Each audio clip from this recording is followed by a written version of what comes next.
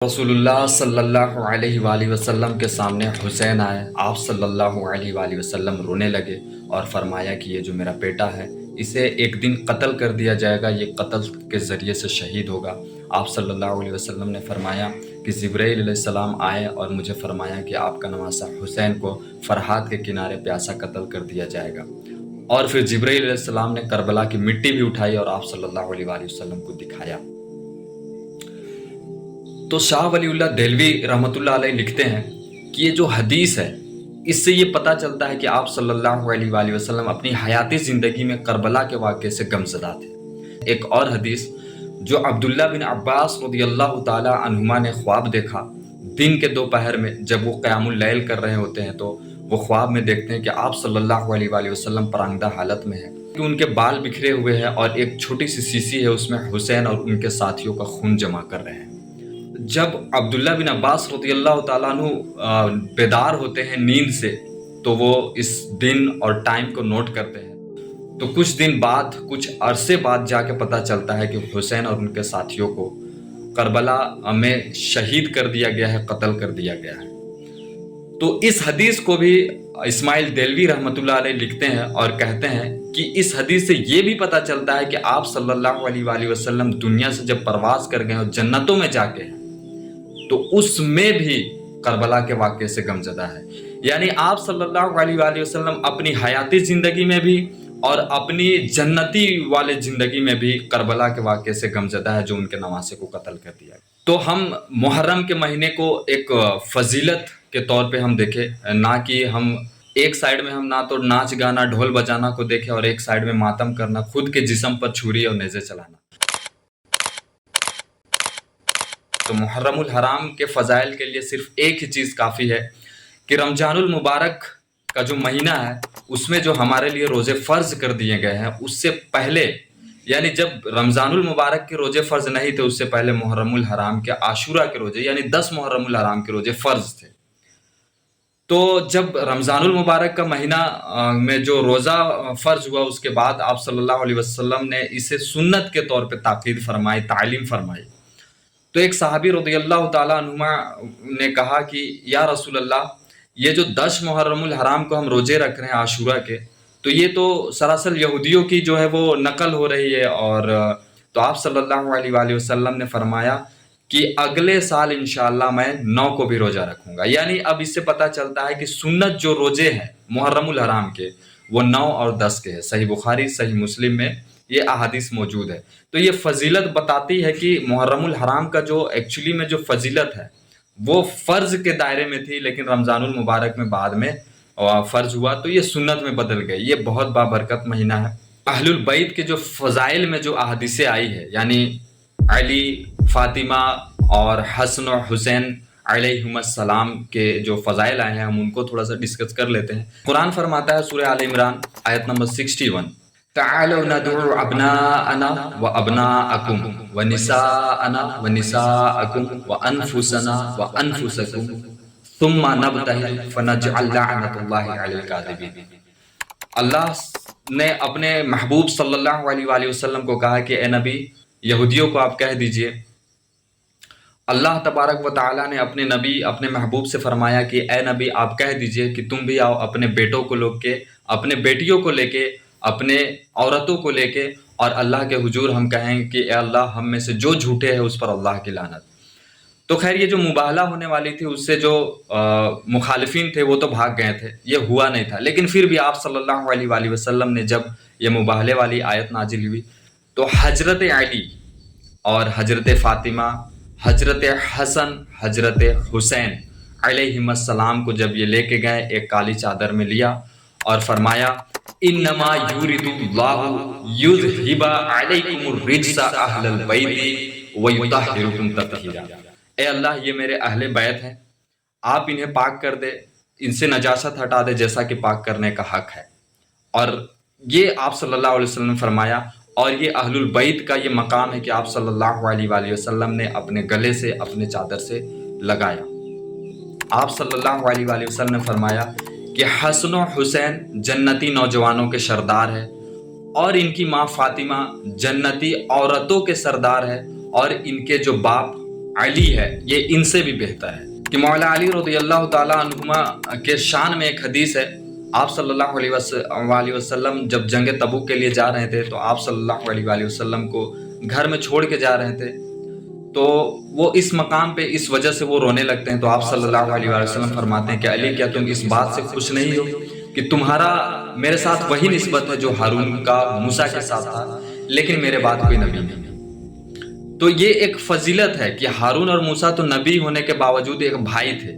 یہاں پہ مولا علی رضی اللہ تعالیٰ عنہ آپ صلی اللہ علیہ وآلہ وسلم کے چچا زاد بھائی ہیں, لیکن یہ کہہ رہے ہیں کہ وہی رشتہ وہی چیز ہے جو ہارون اور موسیٰ کا تھا, لیکن میرے بعد کوئی نبی نہیں. یہ بہت بڑی شان ہے. مولا علی کے بارے میں جو جتنے بھی شان میں روایت ہیں احادیث ہے ان میں سے یہ سب سے ٹاپ پہ ہے. کہ مولا علی رضی اللہ تعالیٰ عنہ کے بارے میں فرمایا کہ او علی تم شہادت پر قتل کیے جاؤ گے اور تمہارا جو خون ہے وہ تمہارے داڑھیوں سے رنگ دیا جائے گا. تو 40 ہجری میں کوفہ کے مساجد میں جب مولا علی رضی اللہ تعالیٰ عنہ فجر کی نماز کے لیے جب جا رہے تھے تو ابن ملزم نے زہریلا تلوار, زہریلا نیزہ مولا علی پر وار کرتے ہیں اور جس کی وجہ سے سر پہ وار کیا جاتا ہے تلوار میں زہر لگا کے. تو جب سر پہ وار ہوتا ہے تو خون اتنا تیز نکلتا ہے کہ ان کی جو داڑھی ہوتی ہے وہ خون سے رنگی جاتی ہے, خون سے لال ہو جاتا ہے. تو آپ صلی اللہ علیہ وآلہ وسلم کی یہ جو پیشن گوئی تھی وہ بالکل پورا ہوتا ہے. ساتھ ہی فرماتے ہیں کہ قوم عاد میں سے وہ شخص بدترین تھا جو قوم عاد کی جو اٹھنی تھی اسے قتل کیا تھا, اور ہمارے امت میں سب سے بدترین وہ شخص ہوگا جو اے علی تجھے قتل کرے گا اور تمہارے داڑھیوں کو خون سے رنگ دے گا. اللہ کے نبی صلی اللہ علیہ وآلہ وسلم حسین کو اپنے دونوں ہاتھوں میں اٹھاتے ہیں اور فرماتے ہیں کہ حسین مجھ سے ہے اور میں حسین سے ہوں. اے اللہ اس سے محبت رکھ جو حسین سے محبت رکھے, اے اللہ اس سے دشمنی رکھ جو حسین سے دشمنی رکھے. اور آج ہم یہی کر رہے ہیں کہ ہم حسین کی دشمنی میں اتر کے آئے ہیں. میرے بھائی ہمیں یہ بتائیں کہ حسین رضی اللہ تعالیٰ عنہ علیہ السلام کی جب شہادت ہوئی ہے یہ کسی بھی اعتبار سے درست نہیں ہے کہ کسی کی شہادت ہوتی ہے اور ہم ڈھول باجے ناچ گانا کرتے رہے. ہم بھی پہلے یہی کرتے تھے, ہمیں بتایا نہیں گیا تھا کیونکہ ہمارے جو بزرگان دین ہے, ہمارے جو علماء اکرام ہے اور ہمارے جو آبا و اجداد ہے انہیں تو تعلیم ہے ہی نہیں تھی, اس وجہ سے ہم تو لا علمی تھے. اور آج بھی ہمارے عوام, ہمارے نوجوان لا علمی ہے, اس وجہ سے وہ شہادت کے موقع پہ جہاں پہ غم کا ماحول ہونا چاہیے, اب یہ غم اس معنوں میں نہیں ہے کہ ہم جنجیر زنی کرنے لگے, خود پر وار کرنے لگے, ماتم کرنے لگے, لیکن ہمارے عوام اور ہمارے نوجوان کو اس بات کا پتہ نہیں ہے کیونکہ ہمارے بڑے اس معاملے میں خاموش ہیں. ہمارے بڑے کو علم نہیں ہے, ایک وجہ یہ بھی ہے کہ وہ خاموش ہے اور ہمارے بڑے ہمیں بتاتے نہیں ہیں. تو لہٰذا اس پر نظر انداز نہ کیا جائے, اس چیز کو عوام کو بتایا جائے, لوگوں کو بتایا جائے, نوجوانوں کو بتایا جائے کہ یہ اتنی بڑی شہادت ہے, اتنی بڑی شہادت ہے کہ اسلام کی ہسٹری میں یہ انسیڈنٹ اس سے بڑا کوئی انسیڈنٹ ہے نہیں. کیونکہ نبی صلی اللہ علیہ وآلہ وسلم کے دنیا سے جانے کے بعد ایسا کوئی نبی ہے نہیں کہ ان کے جانے کے بعد صرف اور صرف 50 سال کے اراؤنڈ میں ان کی پوری خاندان کو ذبح کر دیا جاتا ہے. آپ صلی اللہ علیہ وآلہ وسلم نے فرمایا کہ حسن اور حسین دنیا میں میرے پھول ہیں, ان ظالموں نے ان پھولوں کو قتل کیا ہے, نبی علیہ السلام کے محبوب نواسے کو, بیٹوں کو قتل کیا ہے, مظلومانہ شہادت کیا ہے. بڑے بھائی حسن کو زہر دیا گیا اور زہر دے کے ان لوگوں نے اس کی خوشیاں بھی منائی ہے, بخاری میں حدیث ہے. اور حسین رضی اللہ تعالیٰ عنہ کو کربلا میں مظلومانہ شہادت قتل کر دیا گیا. اور ان لوگوں کا جو مقام ہے آج تک یہ یزید کے حق میں نعرے بازی کرتے ہیں.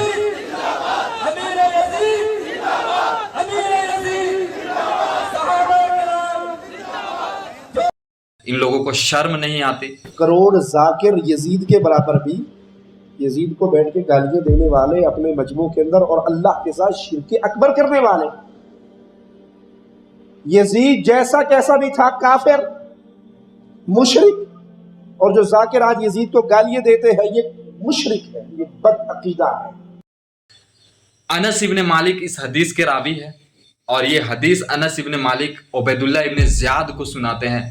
جب ایک شخص حسین رضی اللہ تعالیٰ عنہما کا جو شر مبارک ہوتا ہے اسے ایک دشت میں لاتا ہے عبید اللہ ابن زیاد کے پاس, اور عبید اللہ ابن زیاد اس پر چھڑی سے کلام کرنے لگتا ہے, تو انس ابن مالک رضی اللہ تعالیٰ عنہ کہتے ہیں کہ اوے تو کس پر چھڑی لگا رہا ہے؟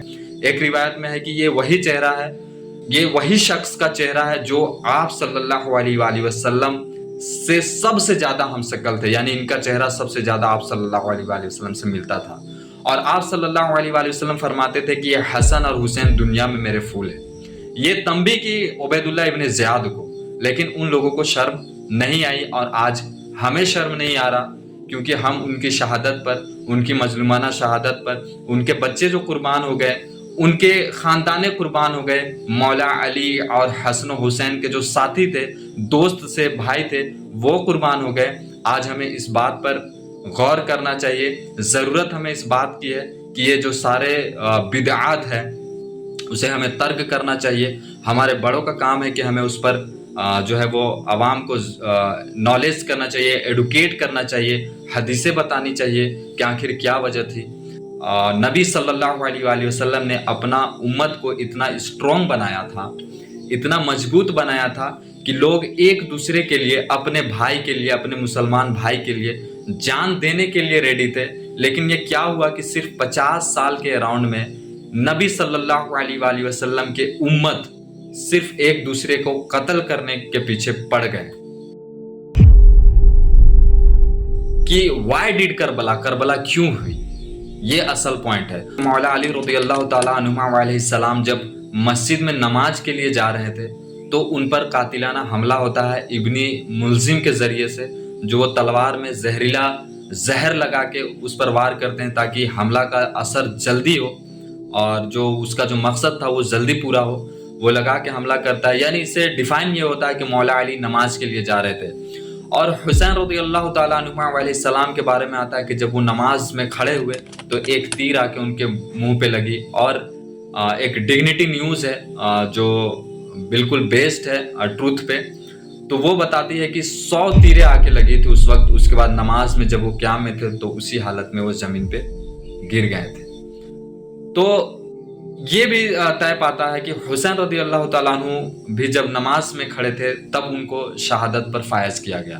یعنی باپ بھی نماز کے لیے جا رہا تھا، اور بیٹا بھی جو ہے وہ نماز میں کھڑا تھا، اور دونوں کو اسی وقت نماز کی حالت میں ہی سمجھے تو یہ شہادت میں فائز کیا گیا۔ اور امت جب یہاں پہ جلسے اور جلوس لگائے جاتے ہیں، ظہر کی اذان ہوتی ہے، ایک فرد جو ہے وہ مسجد میں نہیں جاتا، اور ان کے جلوس کو دیکھ کے تو ایسا لگتا ہے کہ اگر آج کوئی یزید آ جائے تو اسے یہ زندہ نہیں چھوڑیں گے۔ 72 کربلا کے شہداء جو ہیں ان کے نسبت سے یہ اس یزید کے 72 ٹکڑے کر دیں گے، لیکن ان کا حوصلہ اتنا بھی نہیں ہے کہ جب ظہرین کی اذان ہوتی ہے مسجد تک جائے۔ کہ سنی علماء کا کیا فتویٰ ہے؟ مفتی تقی عثمانی حافظہ اللہ تعالی جو دارالعلوم دیوبند کے بیان میں یہ فرمائے ہیں کہ یہ جلوس، جلسے، روڈ کو بلاک کرنا، ایمبولینس، اسکول کے بسیں کو جام کر دینا، بلاک کر دینا، ٹریفک بھی بلاک ہو جاتی ہے، یہ سب کرنا حرام ہے، ناجائز ہے۔ مولانا طارق جمیل حافظہ اللہ تعالی جو بالکل نرم دل کے ہے، یہ تو ان سب چیزوں کو ایکسیپٹ بھی نہیں کرتے۔ میرے نبی کے نواسے نے سب کچھ کھو دیا لیکن اللہ کو پا لیا، یزید نے سب کچھ پا لیا پر اللہ کو کھو دیا، کس پہ لعنت برس رہی ہے؟ میں ہاتھ جوڑ کے معافی مانگتا ہوں، ہم روتے ہیں حسین کے لیے اور کھڑے ہیں یزید کی صف میں۔ ان کا بھی یہی معاملہ ہے کہ یہ سارے چیز بدعت میں مبنی ہے، یہ ناجائز ہے۔ مفتی طارق مسعود حفظہ اللہ تعالی اہل سنت والجماعت کے ہاں جو سنی ہیں، نہ رونے پیٹنے کی اجازت، نہ نوحہ کرنے کی اجازت، اور نہ ماتم کرنے کی اجازت۔ آپ لوگ اللہ کا واسطہ محرم میں مرثیے نہ لگائیں۔ ہر گاڑی میں کوئی نوحہ چل رہا ہے، کوئی سنیوں پہ یہ کام زیب نہیں دیتا، کیونکہ یہ منافقت ہے، پتہ ہی نہیں چل رہا آپ ادھر ہو یا آپ ادھر ہو۔ یہ بیان کرتے ہیں اور فرماتے ہیں کہ یہ سارے چیز، جلسے، جلوس، ڈھول، باجے، نگاڑے، یہ سب کے سب فضول کی باتیں ہیں، یہ سب بدعت ہے اور ناجائز ہے۔ ایک مسلمان، ایک امت محمدی پر یہ ناجیبہ ہے۔ ساتھ ہی انہوں نے فرمایا، مفتی طارق مسعود حافظہ اللہ تعالی، ہم اس مہینے میں خوشیاں منانے کو جائز سمجھتے ہیں۔ لوگ کہتے ہیں کہ حسین سے محبت نہیں ہے۔ محبت کا جو طریقہ حسین نے بتایا اس طریقے پہ عمل کرنا حسین سے محبت ہے، جو طریقہ حسین سے ثابت نہیں ہے اس طریقے پہ محرم کو منانا یہ محبت کا طریقہ نہیں ہے۔ نہ اس میں بلائیں نازل ہوتی ہیں، اس میں خوشیاں منانا بھی جائز ہے، اس میں نکاح کرنا، شادی کرنا بھی درست ہے۔ یہ جو مشہور محرم کی شادی ناکام ہوتی ہے 100% غلط ہے۔ کہ محرم کے مہینے میں جو ہے شادی بیاہ والا معاملہ اسے کر سکتے ہیں، کوئی یہ مطلب یہ حرام نہیں ہے؟ جی بالکل حرام نہیں ہے۔ ساتھ میں یوں فرمایا کہ جو ام المومنین ہے، جو آپ صلی اللہ علیہ وآلہ وسلم کی بیویہ ہے، انہوں نے بھی محرم کے مہینے میں اپنا جو نکاح والا معاملہ ہے اسے کیا۔ آپ صلی اللہ علیہ وآلہ وسلم نے فرمایا جی بالکل صحیح بات ہے، لیکن اس وقت کربلا نہیں ہوئی تھی، ٹھیک ہے۔ میں یہ ڈائریکٹ یہ کہنا چاہتا ہوں کہ اگر کسی کے گھر پہ کوئی میت ہوتی ہے، کوئی لاش مبارک پڑی ہوتی ہے، کسی کے گھر سے جنازہ اٹھتا ہے، تو کیا اس مہینے میں، اس سال میں، ایون اس دن، ہر سال کا اس دن میں بھی کوئی اپنے گھر میں کوئی خوشی والا ایکٹیویٹی نہیں کرے گا، کوئی شادی بیاہ والا معاملہ نہیں کرے گا؟ تو آپ یہ کیسے کہہ دے رہے ہیں کہ جس امت میں سب سے بڑا غم یہی ہے کہ کربلا میں حسین کو قتل کر دیا گیا مظلومانہ، اور اس محرم الحرام میں اس کی امت شادیہ اور خوشی والا معاملہ کرے گا، کوئی ایسا سیلیبریشن کرے گا جو خوشی ہوگا؟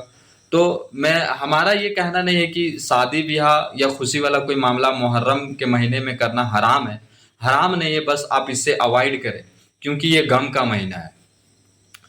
اب غم کا مہینہ ہے، غم کا مہینے میں آپ کوئی خوشی والا ایلیمنٹ، کوئی خوشی والا ایکٹیویٹی نہیں کرتے، اور شادی بیاہ والا جو معاملہ ہے یہ خوشی کا ایکٹیویٹی ہوتا ہے۔ ساتھ ہی الیاس قادری حافظہ اللہ تعالی، جو دعوت اسلامی کے سب سے مین امیر ہیں، ایسی جگہ پر سبیل نہ بنائی جائے جہاں فساق کا مجمع ہو۔ اب وہ ڈھول بجاتے ہوئے، کود پھاند کرتے ہوئے گزر رہے ہیں، ان کو پانی ان کے ہاتھ سے لے لینا چاہیے تاکہ یہ مطلب کمزور پڑے تو کم اچھل کود کرے۔ تمہارے مطلب دادا کا انتقال ہو جائے، تمہارے والد کی برسی ہوگی تو ڈھول بجا کر جاؤ گے؟ عاشورہ نواز رسول کا عرس مبارک کا دن ہے، اس میں ڈھول بجاتے ہو، اچھلتے ہو، کودتے ہو، مطلب کیا کیا کر رہے ہو تماشا یار۔ اس کو دیکھنا بھی ناجائز ہے، گناہ ہے، ان کا مجمع بڑھانا یہ بھی گناہ ہے۔ مسلمان اس لیے تھوڑی پیدا ہوا ہے یہ ڈھول بجانے کے لیے، بنسریاں بجانے کے لیے، مرنے کے بعد پتہ چلے گا یہ ڈھول کیسے بجتا ہے۔ تو ان کا بھی یہی کہنا ہے کہ یہ جو آپ روڈ میں جو اچھل کود کرتے ہوئے رہتے ہیں، یہ تو فرمایا ہے کہ ان سے پانی بھی چھین لیا جائے تاکہ یہ کمزور کی حالت میں یہ اچھل کود کرنا بند کر دے۔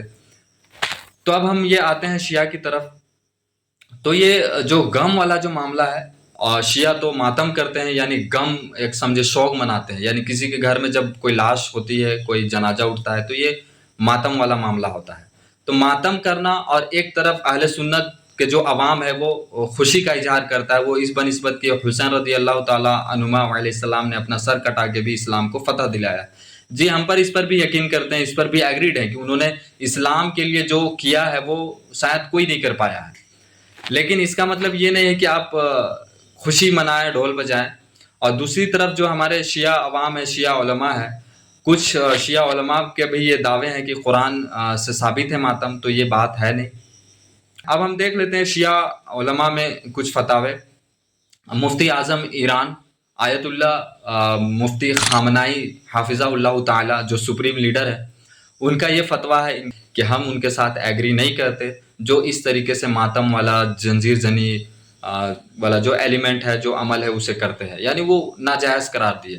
آیت اللہ سستانی جو عراق کے سمجھے کہ مفتی اعظم ہیں، انہوں نے بھی اس چیز سے ڈس ایگری کیا کہ آپ جو یہ کر رہے ہیں، اپنے جسم کو نقصان پہنچا رہے ہیں، اپنے آپ پر وار کر رہے ہیں، اور یہ سارے ایلیمنٹ جو ہے وہ ناجائز ہے۔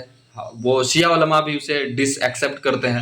سید جواد نقوی حافظہ اللہ تعالی یہ سمجھے کہ شیعہ میں مولانا طارق جمیل حافظہ اللہ تعالی، جس طریقہ سے اہل سنت میں مولانا طارق جمیل حافظہ اللہ تعالی دامت برکاتہ ہے، اس طریقہ سے شیعہ میں سید جواد نقوی حافظہ اللہ تعالی و دامت برکاتہ مقام رکھتے ہیں۔ یہ فرماتے ہیں ماتم کا بھی بنیاد تو وہی سوگ ہے، جو یعنی ماتم، مرثیہ، نوحہ، یہ وہ چیزیں ہیں جن سے آپ نے ظلم کے خلاف ایک آواز اٹھانی ہے۔ یعنی لیکن نوحہ ہے، اپنے آپ کو زنجیریں مارنا اور یہ جو اس طرح کا، اس کی یہ کیا نہیں تھا، حیثیت ہے؟ یہ نہ کیا گیا نہ حکم دیا گیا اس کا۔ اچھا، ابھی آپ مثلا پوری دنیا میں جا کر دیکھیں تو ایران میں ممنوع ہے یہ زنجیر مارنا، اچھا، خون کا ماتم بالکل ممنوع ہے، نہیں کر سکتے آپ۔ عراق میں اسی طرح ممنوع ہے، باقی تمام ملکوں کے اندر اور فتاویٰ ہیں۔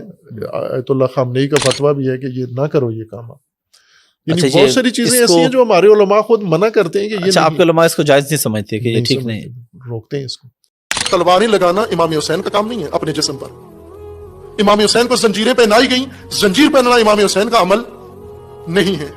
امام حسین کے خیمے جلائے گئے، آگ لگانا یہ امام حسین کا عمل نہیں ہے. امام حسین کا عمل کر کے دکھاؤ کیا ہے. یزید کی بیعت کو انکار کر دو, یزید کی بیعت کا انکار کر دو. کیا یزید آخری یزید معاویہ کا بیٹا تھا, ابو سفیان کا پوتا تھا, ہندا کا پوتا تھا, یہ ناپاک نسل کا وہ آخری یزید تھا, اس کے بعد کوئی یزید نہیں ہے. امام حسین علیہ السلام نے فرمایا تھا مثلی لا یبایع لمثلہ, اس جیسا بھی ہوگا مجھ جیسے بھی ہوں گے, اور یہ زمانہ دیکھ لے گا کہ جب اس جیسا آئے گا مجھ جیسا اس کی بیعت نہیں کرے گا. کہ میں تو اس چیز کو بھی ناجائز سمجھتا ہوں کہ کوئی شخص محرم کے جلوس ہو اور اس میں ماتم کے لیے اپنے جسم پہ چھری نیزہ چلائے اور اپنے شرٹ, اپنے ٹی شرٹ کو, اپنے قمیض کو, اپنے بدن سے کپڑے اتار لے. میں اس چیز کو بھی ناجائز سمجھتا ہوں. شہنشاہ نقوی, میں ان سے بڑی محبت کرتا ہوں. لوگ کہتے ہیں قرآن سے ماتم دکھاؤ, لوگ کہتے ہیں قرآن سے یا حسین دکھاؤ. میں ابھی قرآن سے یا حسین دکھاتا ہوں. حضرت یعقوب روزانہ ایک ہاتھ زانو پر مارتے تھے, ایک ہاتھ سینے پر مارتے تھے, ایک ہاتھ سر پر مارتے تھے, اور سر پر, زانو پر اور سینے پر ہاتھ مارتے ہوئے کہتے تھے یا صفا علی یوسفا. یہ فرماتے ہیں کہ قرآن سے ثابت ہے کہ یعقوب علیہ السلام اپنے بیٹے یوسف علیہ السلام کے جانے کے غم میں وہ ماتم کرتے تھے اور یا یوسف کر کے اپنے جانوں پہ ہاتھ مارتے تھے. تو میرے بھائی ایسا کوئی ذکر نہیں ہے, ٹھیک ہے. ایک ہوتا ہے غم اور ایک ہوتا ہے شوق. تو یعقوب علیہ السلام غم مناتے تھے, شوق نہیں مناتے تھے. شوق منانا اپنے جسم پہ وار کرنا ہے. آپ ہمیں بتائیں کہ یعقوب علیہ السلام اپنے جسم پر کون سا چھری یا نیزہ چلا ہے, کون سا تلوار چلا ہے. ایمانداری سے آپ قرآن کھولے, سورہ یوسف کھولے, آیت نمبر 84 کھولے. یہ اسی آیت کے بارے میں شہنشاہ نقوی حافظہ اللہ تعالیٰ بات کر رہے تھے, آپ وہ پڑھے. اگر آپ کے ذہن میں کہیں پر بھی اس چیز کا شائبہ جاتا ہے کہ یہ شوق منا رہے تھے اپنے بیٹے کے جانے کا, تو آپ پھر ہمیں کمنٹ میں بتائیے گا اور انشاءاللہ تعالیٰ پھر ہم آگے دیکھیں گے.